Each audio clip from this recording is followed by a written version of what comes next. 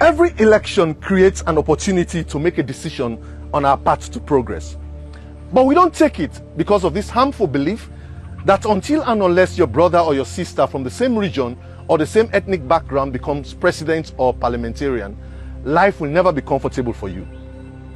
We've made politics like winning a lottery. Once in power, it's easier to get fleets of cars and houses for yourself, but difficult to make public housing, and transport work perfectly for ordinary people.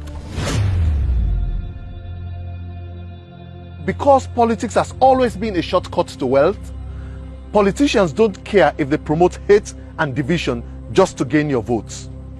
They know deep in their bones that if elections are focused on discussing how to make Sierra Leoneans better off, you will begin to ask questions about your welfare instead of supporting political parties like Headless Chicken. So think about it. All you get from hating a Sierra Leonean from another region are handouts from politicians, which is making you lazy, helpless, and perpetually dependent on politicians. To understand how politics is affecting you and your community, we have developed this list of 150 topmost positions, heads of ministries, departments, and agencies appointed by President Bio in the last 4 years. We have also traced the origins of chiefdoms and communities of officials who occupied the same 150 positions under successive presidents, from Kuroma to Kaba down to Milton Magai in the last 60 years of independence. In general, 57% of people in these chiefdoms live below the poverty line. There are some chiefdoms that have received over 50 appointments in the last 60 years. Apart from the electricity you see in the homes of those appointed and elected to public offices, which separates them from the darkness suffered by the rest of mankind, much has not changed.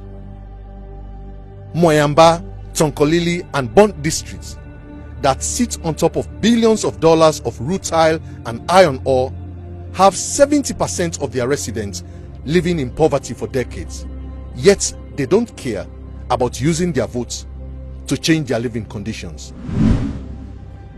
Masiaka, a town named after late President Siaka Stevens, have not received electricity for 60 years, yet they happily dance as they vote in every election. Just know this: your politics is neither providing personal finances and health care for Mendes and Timnis, nor providing electricity for Connors, Creoles, and Limbas, yet we keep fighting. Some even want us to divide the country like this, and abuses sending hate messages from abroad, inciting violence. So here are 3 ways you can make the 2023 elections begin to change your living conditions. First, stop the belief that your hardship will go away if your tribesman becomes president or a parliamentarian. Second, take responsibility of your own life. Your life will change if you stop blaming opposition or ruling party for your situation. If you don't believe me, go ask people who have stopped blaming others and taking control of their destiny. Tunde Cole, the head of National Petroleum, donated over $2 million to construct a building at Forabe College, the university he studied engineering. If you ignore politics for 5 years and rely on your own strength, you will see the progress in your personal finances and growth. Third, know that hate only leaves you in poverty. That even if our parliament and state house are up for sale, I bet you people from the Mende, Timini, and Limba tribes that have dominated politics for years will find it difficult to buy it.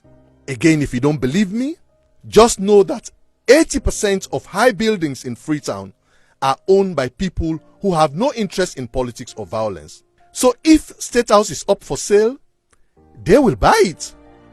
The more you practice hate and violence, the more you lose your economic power.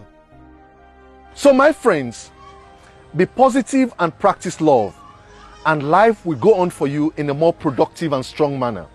Sierra Leone is one of the few countries in Africa where we have changed government 2 times in the last 14 years.